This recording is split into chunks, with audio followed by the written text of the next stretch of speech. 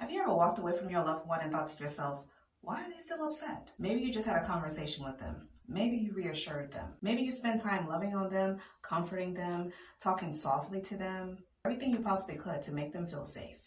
And yet they still seem anxious. They still seem agitated. Or maybe they don't even remember that you were there. So how can someone be so upset about something that they don't remember? If you've ever experienced that and felt confused, hurt, or even helpless, you are not alone. And more importantly, there is a reason for this. Today, I want to help you understand one of the most important truths about dementia care. They may not remember the moment, but they can still feel the emotion connected to it. And understanding this can completely change the way you care for them. Hello, and if you're new to me, my name is Erica, and I've spent years working hands-on with older adults, including individuals with dementia and Alzheimer's-related cognitive decline. I created this series, Understanding Dementia Behaviors, because I know how it feels whenever the person that you love becomes behaving in a way that doesn't quite make sense. You start asking yourself things like, why are they doing this? Did I say something wrong? Why are they upset when they don't even remember? This series is here to help you understand the why behind what you are seeing. Because when we understand the why, we can care with more confidence and less fear. So let's start by talking about something very important. Not all memory is the same. When we think of memory, most people think of factual memory. Things like names, dates, places, what happened earlier, what was said. This is often one of the first things affected in dementia. So your loved one may not remember what they had for breakfast. You visited this morning, what they said 10 minutes ago. But there is another layer, emotional memory. This is the feeling attached to experience. Things like safety, fear, comfort, warmth, sadness, reassurance. And often this emotional response can remain much longer.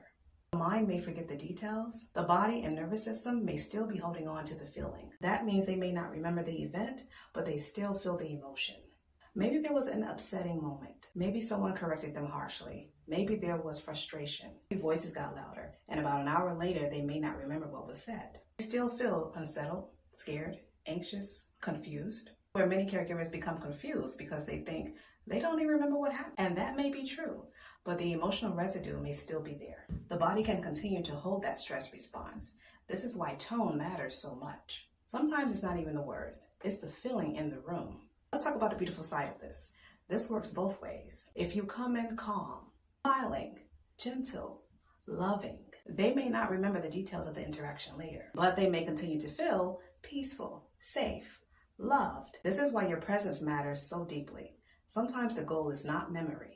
Sometimes the goal is emotional safety. Now, I'll give you an example of what happened to me one time whenever I was working in dementia care. One of my clients who I cared for quite a while, she was really used to me, which I thought she was, but with dementia, it can get pretty tricky. No matter how long they're used to you, sometimes you can have those moments where they forget you, but they never forget the feeling that you left them with.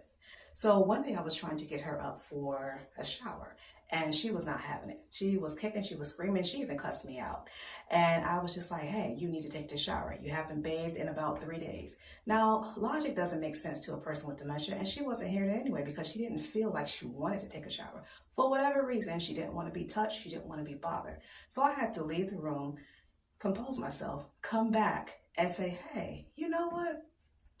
I know that you was wanting to go see your friend down the hall. Remember your friend down the hall? And she's like, oh, Annie. I was like, yeah, let's go get freshened up so that we can go see Annie.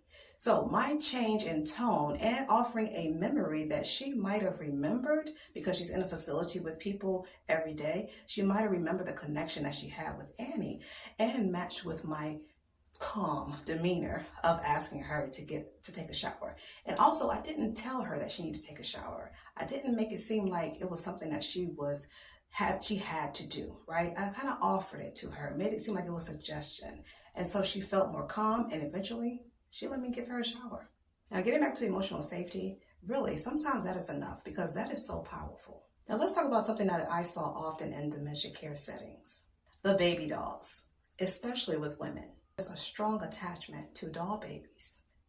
Families sometimes wonder, why are they doing this?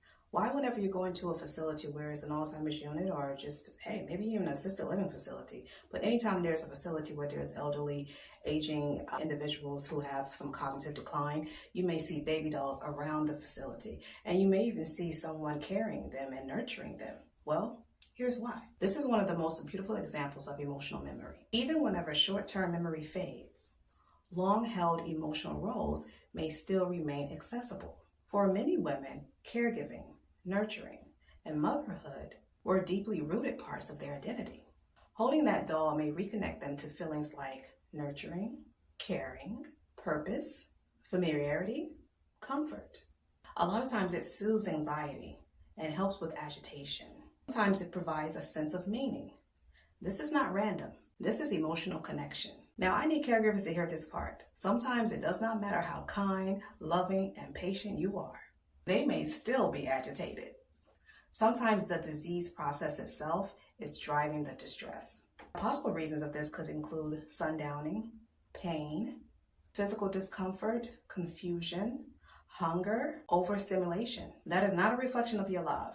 And I think that will be the focus of our next video in the series. Why they can still be agitated even whenever you're nice. Because this is something that so many caregivers blame themselves for. Now, if this video helped you understand your loved one more deeply, please stay with this series. This is just episode 1 of understanding dementia behaviors. And if you need help tracking behaviors, noticing warning signs, and preparing before things escalate, my caregiver preparedness checklist is linked below. It was created to help caregivers move from fear to confidence. There you go. Tell me in the comments, what behavior are you seeing now that you want explained in the next video?